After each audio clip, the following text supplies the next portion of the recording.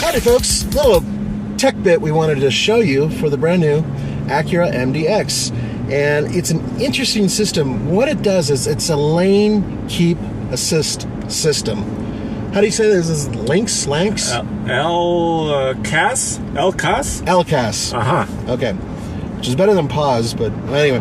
Now the point is that what we're looking at here is a system that is able to detect the lines on both sides of the road that you're driving on. And it uses steering input in order to keep you in those lanes. Yep, I saw it. Relax, dude. I'm on top of it. Yeah.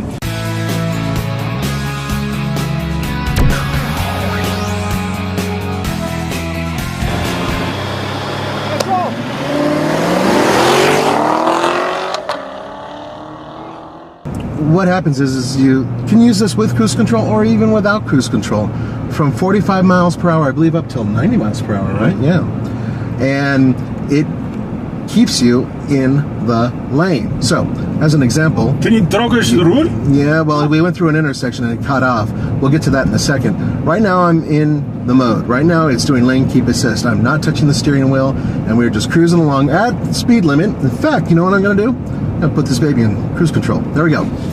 All right, so I'm in cruise control. I'm not touching anything right now. And what it's doing is it is using its eye, which is in this box right above the mirror, looking forward, and it determines where the lines are, and it keeps you inside the lines. Yep, now it's telling, yeah, I see it. It sees steering required. So you just touch the steering wheel, let it know that you're still there and awake, and it'll keep going. So the real purpose isn't necessarily so you can just be lazy and not steer. But let's say you reach and get your wallet. Let's say you have to, yell at your kids and throw things at them. Something happens and you take your eyes off the road. If you're in this mode, it should keep you in the lane. So, there's that. Now, this is how it works. Very simple. So, you have to get above 45 miles per hour.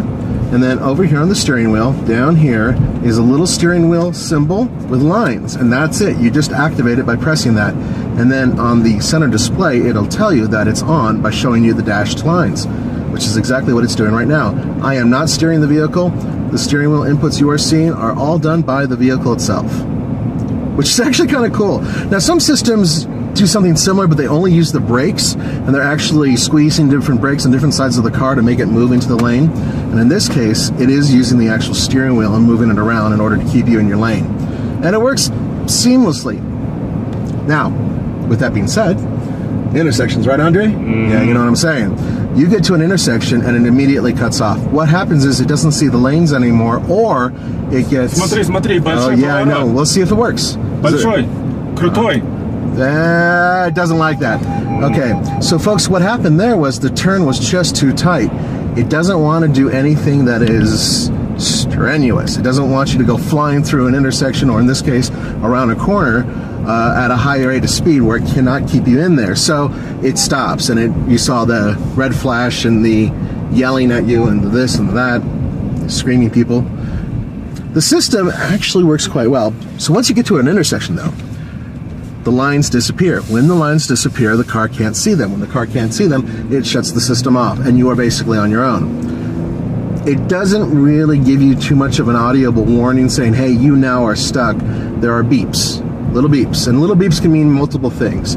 But if you're smart enough to actually look at your display, you can figure out exactly what's going on. And in this particular case, in terms of what this vehicle is doing, I'm going to activate the system right now. So once again, pushing the steering wheel, it sees the lines. Wait, let me try that again. Yeah, now it sees the lines, so it's going to, doesn't want to keep me in there, see too much of a turn. It likes gentle turns. Yeah, if you're going through a neighborhood, this system's not going to work. There we go. Okay, it's on, and I'm going to go into cruise control at 55 miles per hour, which is the speed limit for this particular road. It's close enough. Okay, so there it is. It's working, okay? Now, what does this say about autonomous driving? This is a baby step. This is a little tiny step. If you took this system and combined it, let's say, with the one that Mercedes-Benz is using, which is basically autonomous driving below 19 miles per hour, suddenly you have a system that would be able to, it's lane departure, it doesn't like it, it just corrected itself. There you go. So going back to it would be two systems working together possibly to let you drive from point A to point B with very little input. One step beyond that, and we're suddenly at a place where you can jump into your car and say, take me home, I'm tired, and then lay back while the car does the driving, and we're almost there. Yep, see, it says lane departure. It's yelling at me. Poor Andre's too, like, he's reacting and freaking out. Really got to cut back on the caffeine, my friend. But the way the system is working right now, it's pretty intuitive. It's pretty simple, but it's also not very intrusive. And with the exception of it telling you that you need to touch the steering wheel or else it's going to disengage, other than that, the system is very simple and very basic. And think about it, even though it's simple and basic, imagine all the electronics, all the technology that's required to make this thing work. I find it rather extraordinary. This system is cool. It needs a little bit more autonomy in order to really be a benefit to the driver, in my mind. But there are some people out there who, on a long stretch of highway, could really use something like this. You know, just as they're cruising, they got their hand on the steering wheel, they take it off, they're doing something, and they're not paying attention that the highway's curving. Check it out. The car curves, goes around the curve, I should say.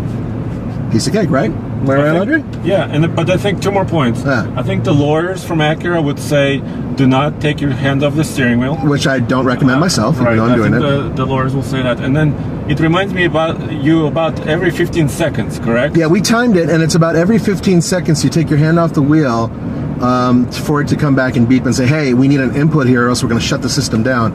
But just so you know, that's how far this tech has gone. It's a baby step in the right direction for those of you who are interested in autonomous driving. For me, it's terrifying because it's one step closer to the robots taking over. До свидания. Adios, amigos.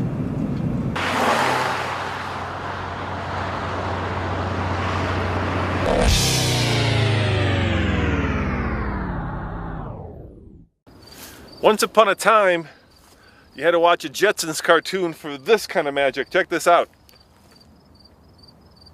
Come on. Come on. Yeah. Try again. I'm holding it. Which one do you open? This one? Oh, hold this one? That's what I did. Okay, hold. Hold on. Okay. Check out this magic. I can unlock the doors, of course, and I can...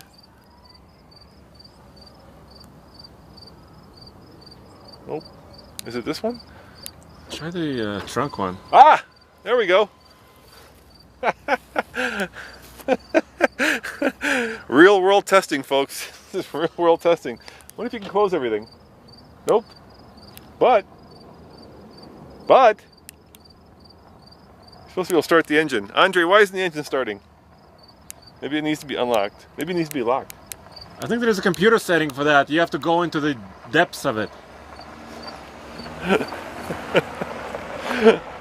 Too many damn lawyers in this world.